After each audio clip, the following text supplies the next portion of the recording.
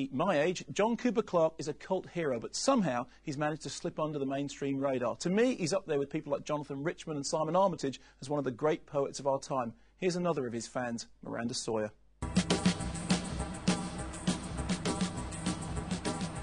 I'm going back to Manchester to track down a voice that's been gone too long.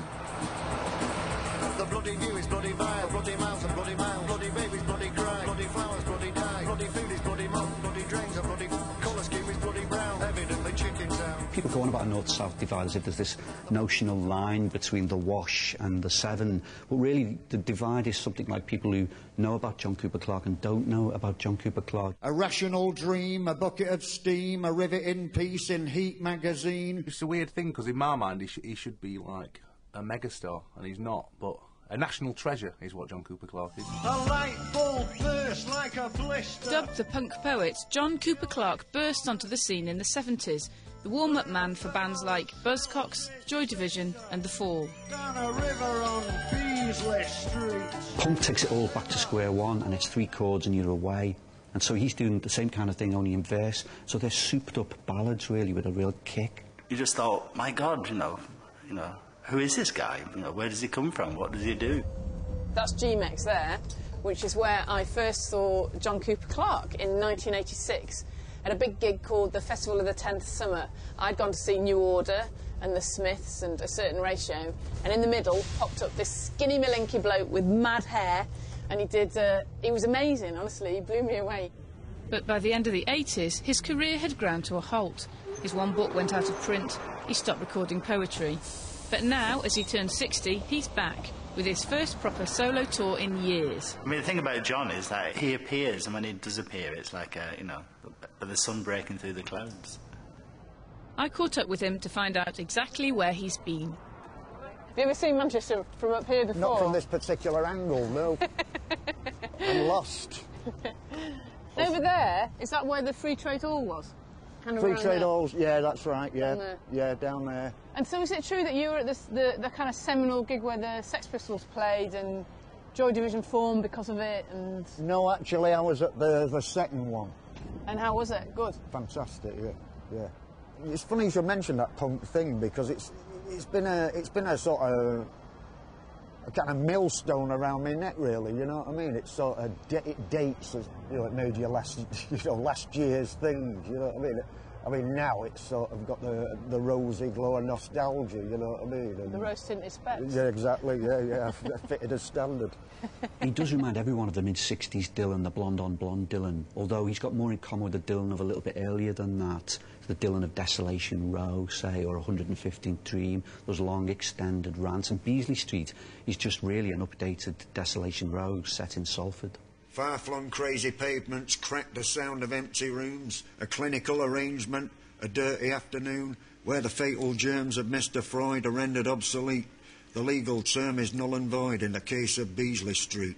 I think it's a very important poem. It's a great social comment on those Thatcher years, as well as being very technically brilliant. And it brings to mind that time when you thought that the government were really smirking at people's misfortune. To me, it's a very patchy piece, you know what I mean? Some of it works better than others. And yet, for a lot of people, it's your favourite work. I think it's the one I've got most, that people seem to think is it's a very important piece. His output I would describe as erratic and frustrating. After an album he did in 1982, there was nothing, I think, for a couple of decades. I think it's been erratic because for a long number of years he didn't give a shit. And you spent a long time quite notoriously addicted to heroin. Yeah, but you can also put it down to idleness and the fact that I was lumbered with the title punk poet. There are wider reasons why it happened, not just...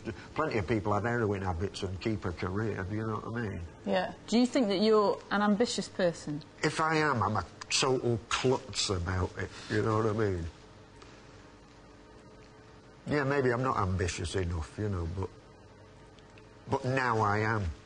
Now you are? It's hit you later? It's too late, yeah. Well, it's hardly too late, is it? It's too late, probably. He's increasingly becoming kind of the reference point of choice for people who are kind of lyrical. But if you listen to anything, you listen to my music, Alex Turner's music, The Streets, Kate Nash, anyone, you could reel off a long list of people.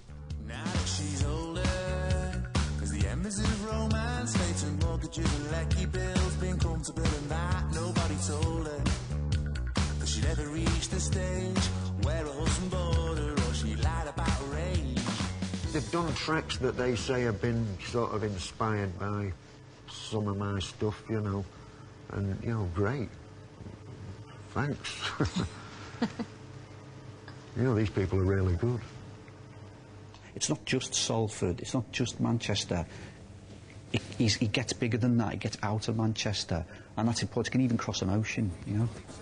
I was watching The Sopranos a couple of years ago, and they used a version of Evidently Chicken Town in the outro. Bloody train is bloody late, your bloody way, your bloody way, bloody lost and bloody found, stuck in Chicken Town.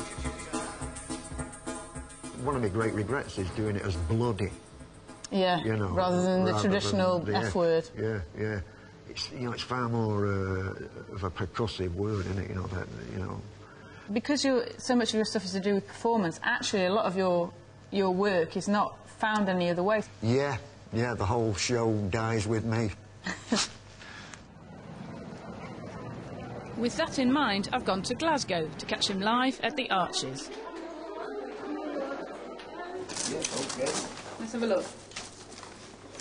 Aha! What's this one? Sack of the 50-foot woman, which I'll probably do that one tonight. Yeah. I won't be doing all these because, you know, some of them just haven't got it. Feverish. What's that, feverish? Feverish. You know, you've got to do the immediate stuff. Yeah. Are you going to do Higher Car tonight? Yeah. Hey! You like that? Yeah, I'll do that. I do like that one. Yeah, thanks. Well, also, you can't get it anywhere else, can you? Only from you. Only from you. It's not like I can get it on CD, Well, is we're it? going to do something about that defo. Yeah, Good. yeah, we've got to get a book out and stuff like that. It's insane. So, is that enough? Yeah. I'll see you in a minute. All right, I'm going to go up there now, I'm going to come back. Turn the camera off. All right, see you in a bit. Bye.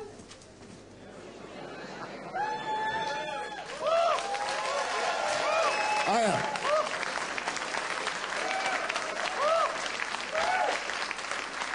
Hire car, why would anybody buy a car? Bang it, prang it, say ta-ta, it's a hire car, baby. Try not to kill yourself or injure anybody else. Don't forget to fasten your belts. Rent it, dent it, bang it, prang it, bump it, dump it, scorch it, torch it, crash and burn it. Don't return it, lost deposit, let 'em earn it. Who cares, it's on the firm, it's a hire car, baby. Hire car. And you can catch John Cooper Clarke on stage in Runcorn on Friday, Huddersfield on Saturday, and then Brighton and Cardiff and Bristol later in the month. That's almost all from us tonight. Next week, as a new Picasso exhibition.